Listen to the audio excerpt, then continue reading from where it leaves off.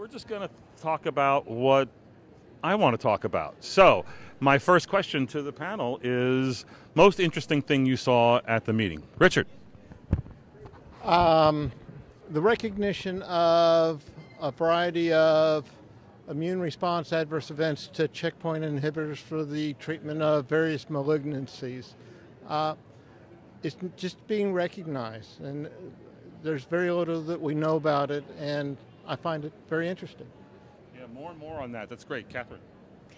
Well, the abstract that was presented that shows that holding methotrexate 2 weeks after you give the flu vaccine has a higher flu response rate. So that's actually going to change my practice. Well, since Catherine stole mine, I'm going to say all the new data on pregnancy and lactation. I think it's a burgeoning field in rheumatology, and I think it's something we definitely need to be aware of. I saw one on more motor vehicle accidents in rheumatoid arthritis patients. I still don't understand it.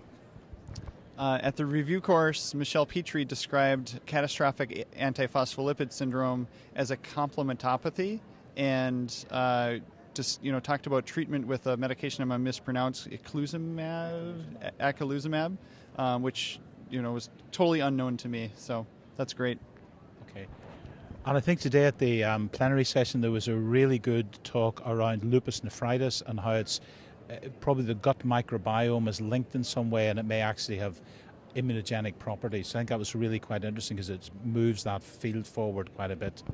All right, those are all real good. So now I want the most bizarre, interesting, surprising. Is there anything that you saw that made you go, what? Richard. Oh, I think I'll pass on this one. Oh, I got a really good one. Oh, no. No, but it's actually very relevant. This is totally relevant. Okay, so yesterday there was this resident standing in front of her poster. Maybe she's a fellow.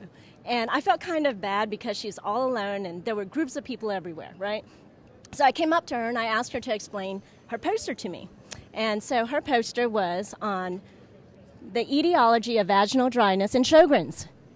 And they did mucosal biopsies of the vaginal area as well as cervical mucosa. And they found that there's actually inflammatory infiltrates in the subepithelial layer. So, I was thinking about this because, yes, absolutely, we have a lot of Sjogren's patients with vaginal dryness and, obviously having intimate relationships with their significant other is difficult, right? So if there's restasis for the eyes, it's their restasis for down there. I think we can come up with a name for that. But I think one of the... I'm sorry. One of the most bizarre things that I saw, I'm going to segue that. Good. So one of the most bizarre things that I saw was just the food choices available at our exhibition hall. I think there's a lot to be said about inflammatory, inflammation in general and the amount of sugar that's available for us. So I think this needs to be reevaluated. I'm going to go with the easy answer for Rheumnow, which is the volume and work that our faculty's put out. Rheumnow is probably going to put out over 1,000 pieces of information at this meeting, largely due to the work of a lot of people at this panel, so that's amazing to me. Paul. I saw a poster where they were using extracorporeal shock therapy at about 20 to 25 points on the hand to treat very resistant cases of ulcerations on the fingertips from scleroderma, and had amazing results that lasted between 8 and 12 weeks with essentially no side effects, which totally blew my mind because, it seems to be a completely safe treatment. So I had the pleasure of walking down the marina front the other day and I saw Jack's new yacht, which has got a helicopter on it and a crew of at least 12.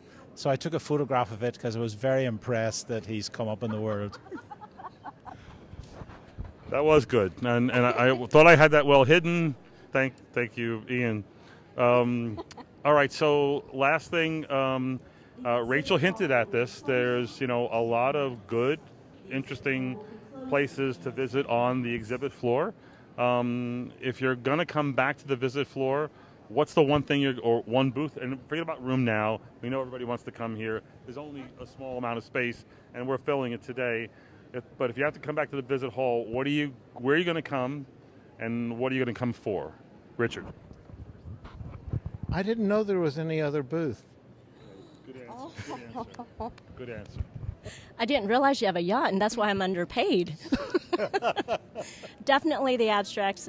It's always refreshing, particularly to see residents, fellows, new faculty who are presenting exciting data. Well, Jack, there are a lot of things that that I would come back to. No, honestly, if you're looking for the best pins, we have them at Rheumnow. But if you're looking for maybe a good cobbler, pumpkin cobbler perhaps, you might want to stop by AbbVie.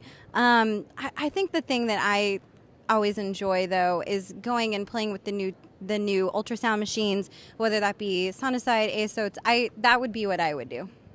That's like a guy visiting the car dealership. You going to the ultrasound booth.